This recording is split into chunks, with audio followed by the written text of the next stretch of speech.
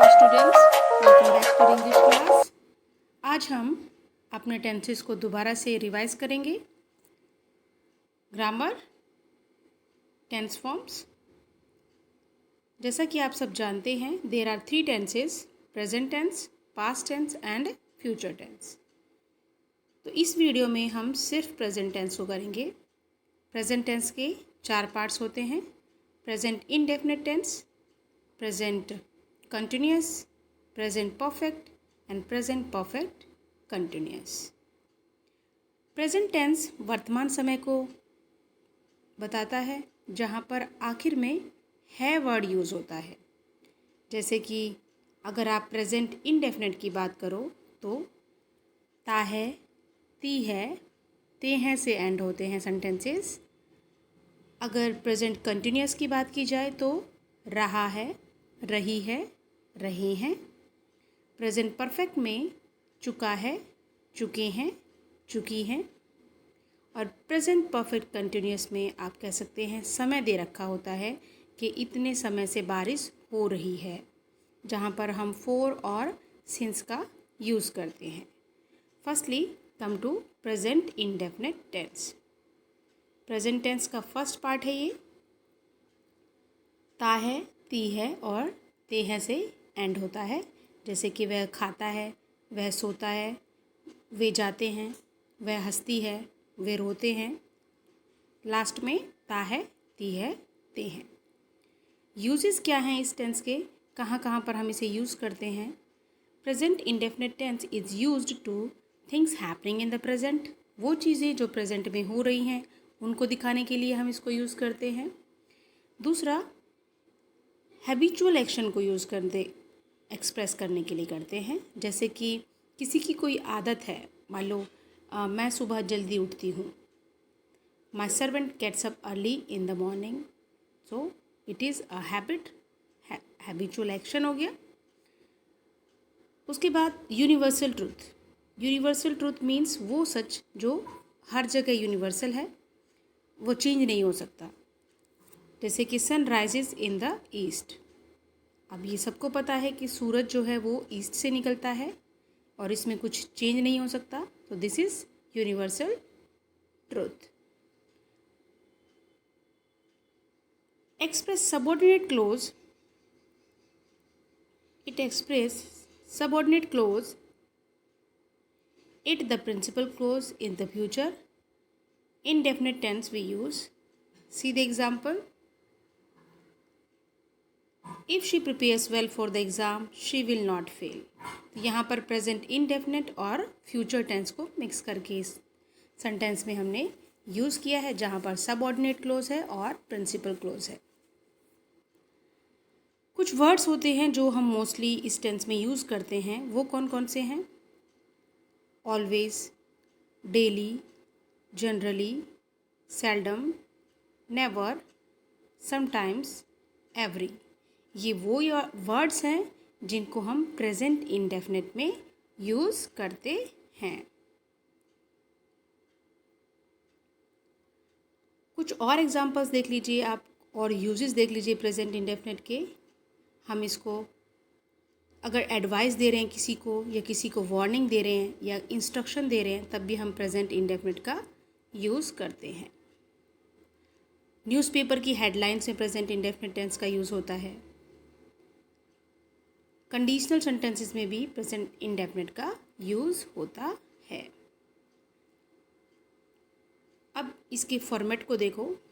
3 parts होते हैं इसके भी। हर टेंस के 3 पार्ट्स होते हैं: अफर्मेटिव, नेगेटिव और इंटरोगेटिव। अफर्मेटिव यानी कि सिंपल सेंटेंसेस, जहाँ पर subject plus first form of the verb और SEIS का हम यूज़ करेंगे। If the subject is singular like he, she, it और कोई एक नाम, दीज आर सिंगुलर, तो इनके साथ हम SEIS का यूज़ करेंगे। If the subject is plural like I, we, you, they और मोर देन वन नेम, तो हम SEIS का यूज़ नहीं करेंगे। क्लियर? सिंगुलर होना चाहिए और first person of the verb हम उसके साथ first form of the verb हम उसके साथ यूज़ करेंगे और SEIS लगाएंगे, और प्लूरल के साथ हम SEIS का यूज़ नहीं करेंगे।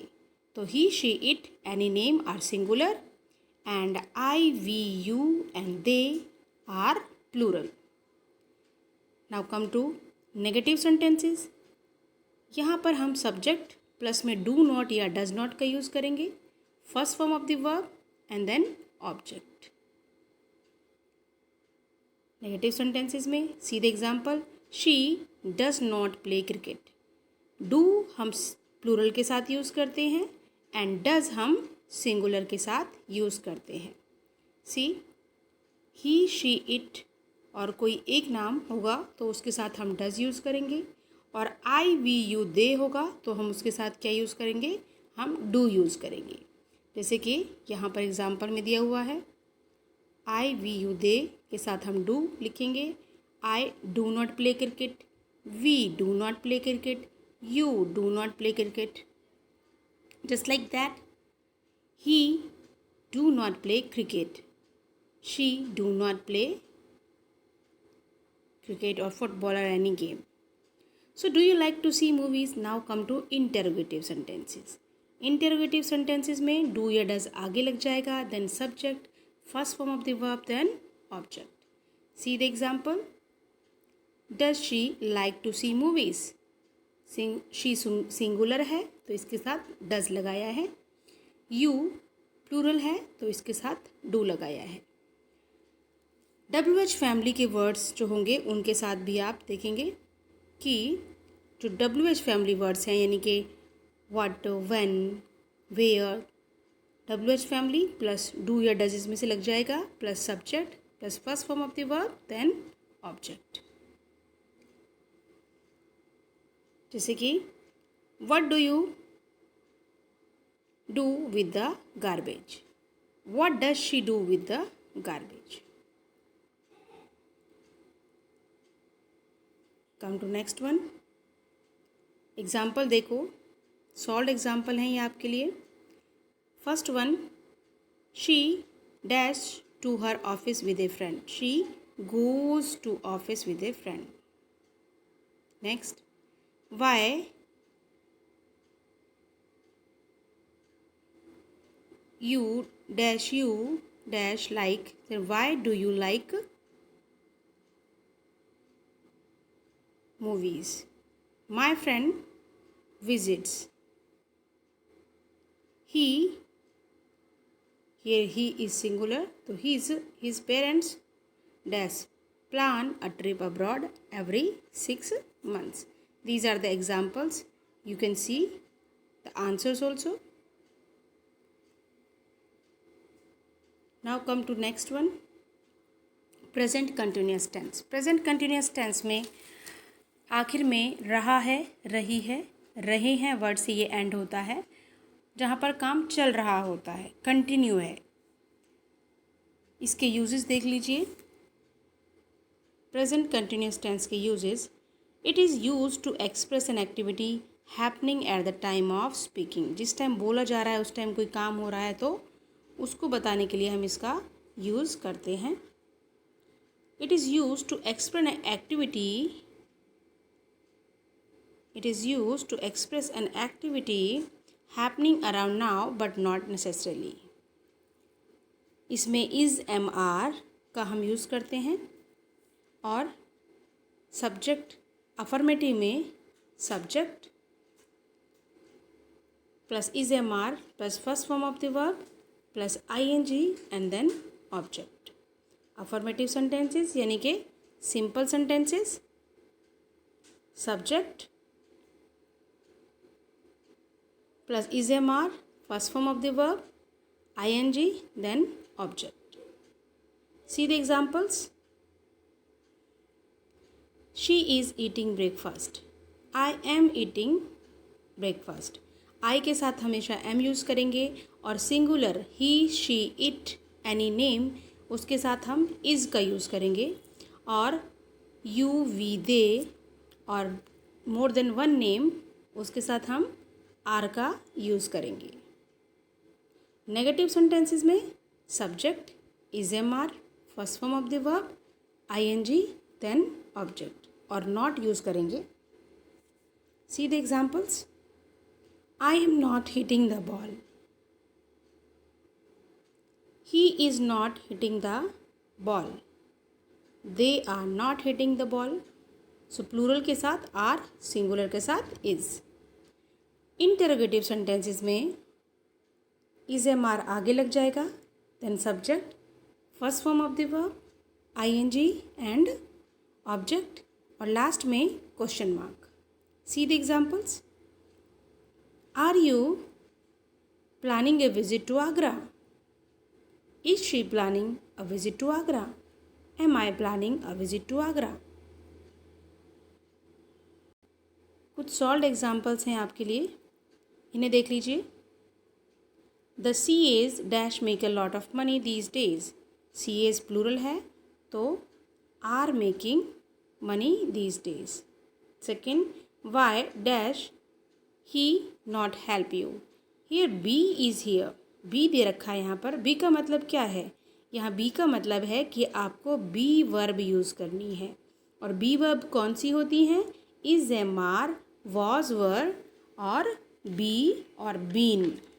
Is am are, was were, be और बीन और बीइंग, ये बी वर्ब्स होती हैं. तो इन वर्ब्स में से कोई एक वर्ब आपको यूज़ करनी है. तो अब हमें पता है हम प्रेजेंट टेंस के बारे में बात कर रहे हैं, तो हम इज एम आर में से कोई एक वर्ब यूज़ करेंगे.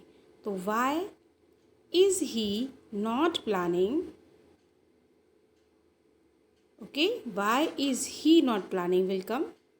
And third one, dash be you come to my house.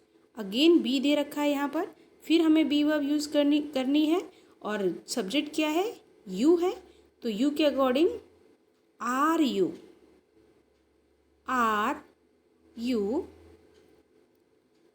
You coming to my house today.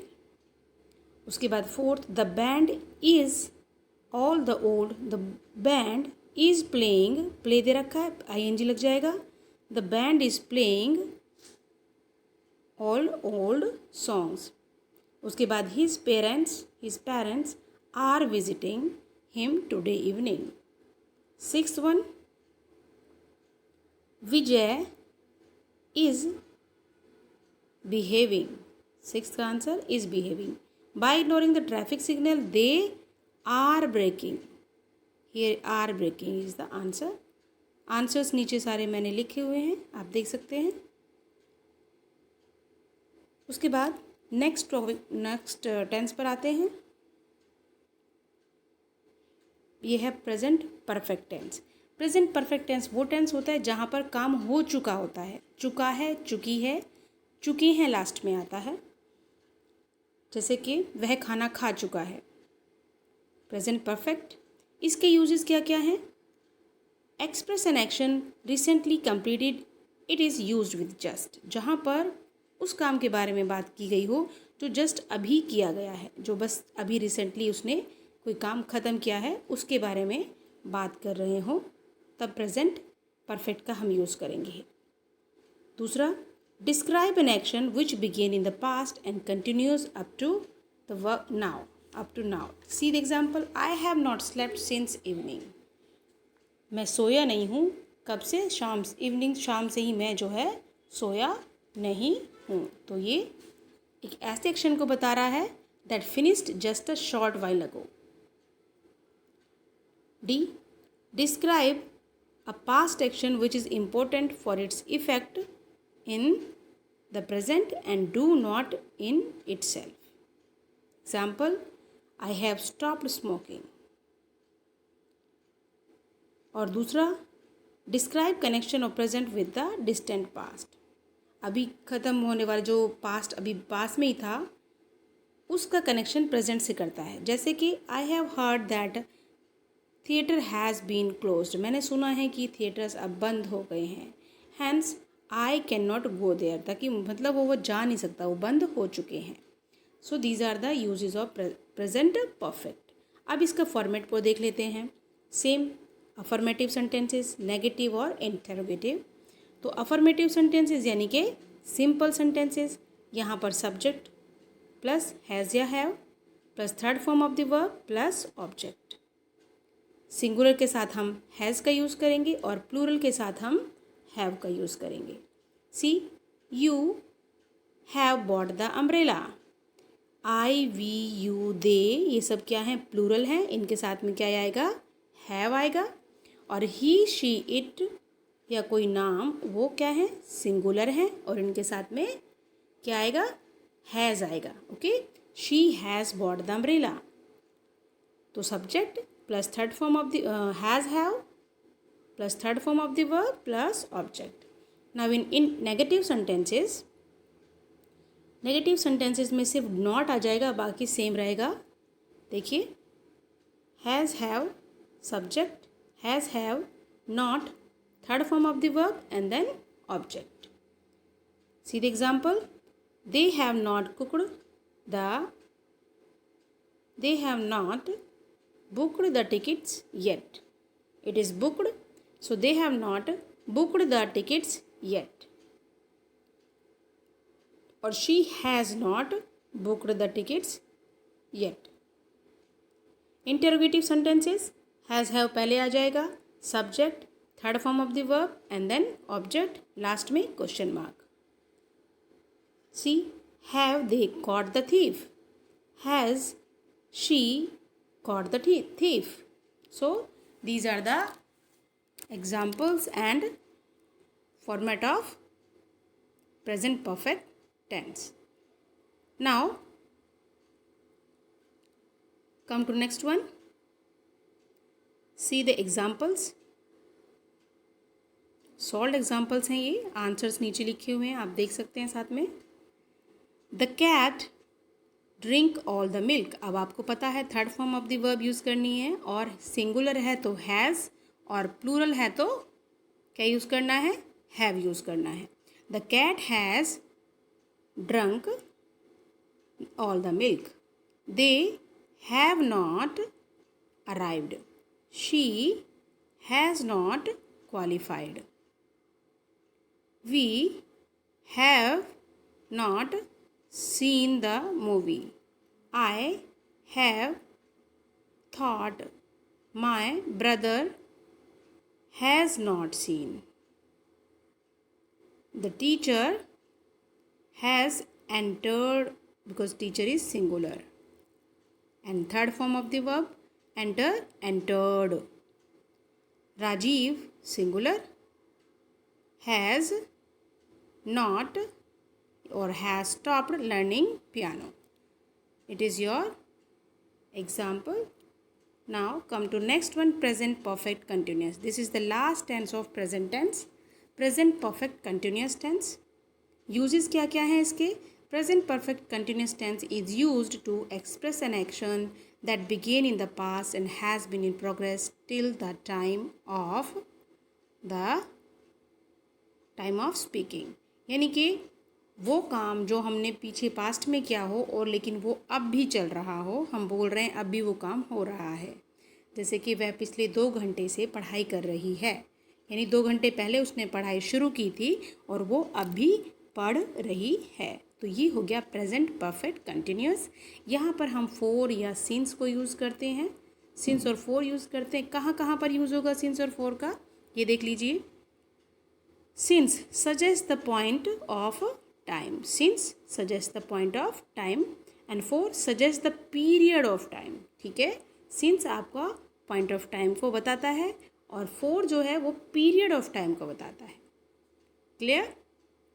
C the examples. देखिए, वी हैव बीन पार्टिसिपेटिंग